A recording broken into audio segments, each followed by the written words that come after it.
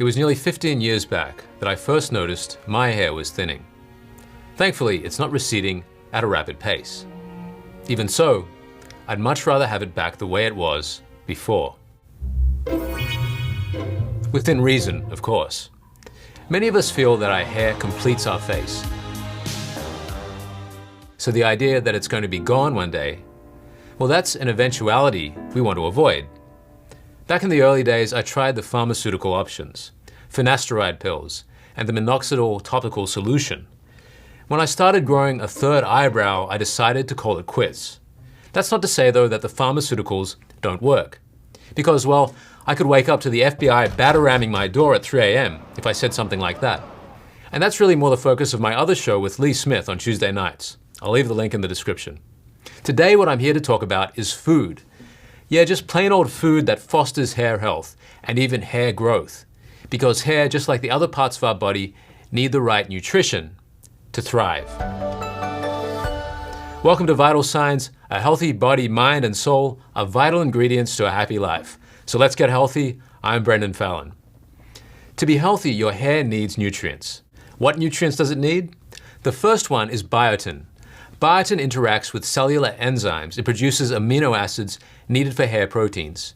Too little biotin can cause hair loss. Foods like lentils, carrots, almonds, walnuts, and cauliflower all contain biotin. You can also supplement biotin. Taking 1,000 to 2,500 micrograms of biotin a day should do the job. Iron is also important for healthy hair. Your hair follicles get their oxygen from red blood cells. Iron is crucial in helping red blood cells carry oxygen. Closely connected to iron is ferritin, a protein inside the cell. It controls the storage and release of iron in the body. Having low ferritin can also cause hair loss. You can follow me on Instagram at see.vitalsigns to get notice of new videos. Then just click the link in my profile to go straight to Vital Signs on Epoch TV. Iron-rich foods promote healthy hair. These include oysters, clams, and lean beef. Eggs, tuna, and soybeans also have iron, as do tofu, spinach, and beans. There are also supplements for ferritin. Ferritin protects hair follicles and helps protein synthesis. It also sees that the oil glands are working properly, which protects hair from dryness and dandruff. You might want to get your ferritin levels tested first, though, before taking supplements, because too much ferritin can also cause health problems. You may have heard of pyrrole disorder or pyroluria. It's a blood disorder that causes dramatic shifts in mood, among other health problems, and it causes vitamin B6 and zinc deficiency. Pyrrole disorder can also cause hair loss. This is due to zinc deficiency. If it's properly treated, skin and hair can greatly improve. So getting zinc is a solid way to improve hair health. Shellfish, oysters, crabs, lobsters, clams are all high in zinc. But maybe seafood is too expensive, and your days of scuba diving for oysters are behind you.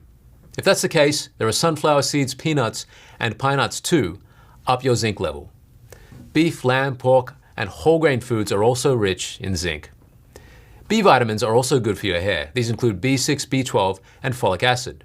They help create red blood cells, which, if you'll remember, carry oxygen and nutrients to other cells in the body, including cells in the scalp and hair follicles. A lack of vitamin B will starve the cells. It makes hair more prone to shedding. It also slows your hair growth, and it makes it break more easily. Pork tenderloin, chickens, beans, oatmeal, and low-fat dairy products are all good sources of vitamin B. And now this brings us to three of the most intriguing and powerful items of nutrition: the omega-3, 6, and 9 fatty acids. Omega-3 is vital for brain health. Omega-6, which we tend to get too much of, gives us energy. And omega-9 can help lower inflammation, according to research. I'll explore these more in a future video and add the link to this video's description when it's available. For now, though, here's a quick rundown. The body can make omega-9 by itself, but omega-3 and omega-6 must come through the diet. Eating wild salmon 2 or 3 times a week can up your omega-3 level. One study shows that eating Atlantic salmon can lower your risk of heart disease. More importantly, though, it's good for hair. Alongside salmon, you can turn to other oily fish like mackerel to get your omega-3. Omega-6 is good for heart health, bone health, and immunity, but too much can cause inflammation.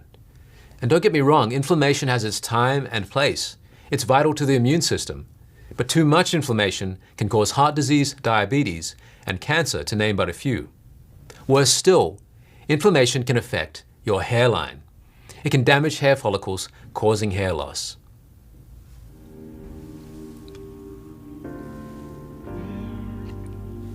The thing with omega-6, it really is essential. We just get too much of it.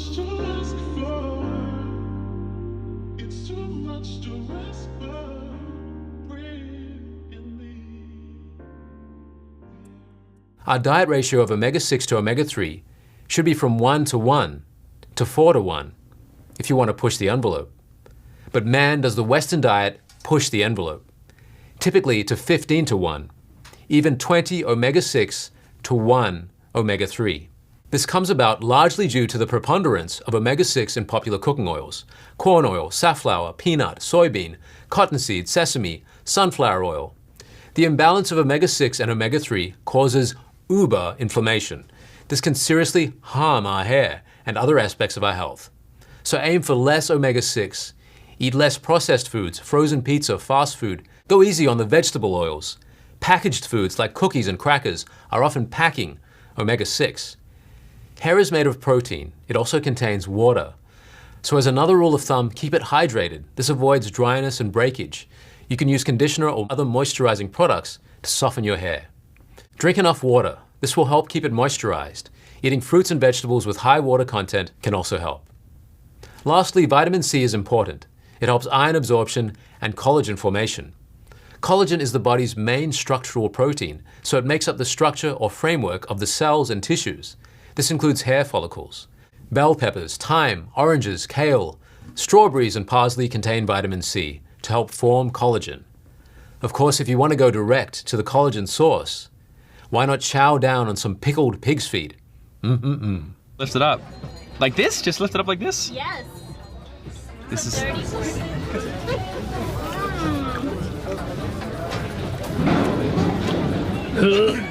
If your hair is taking a turn for the worse, it could point to nutritional deficiency. Stress and an underactive thyroid or hormonal imbalance can also play a role. So you should see your doctor if you notice significant hair changes. You can relate your own experiences on hair loss and how to reverse it in the comments. Links to other videos of this anti-aging series will be in the description, like the one on collagen and joint health, soon to come. No pig feet included. See you soon.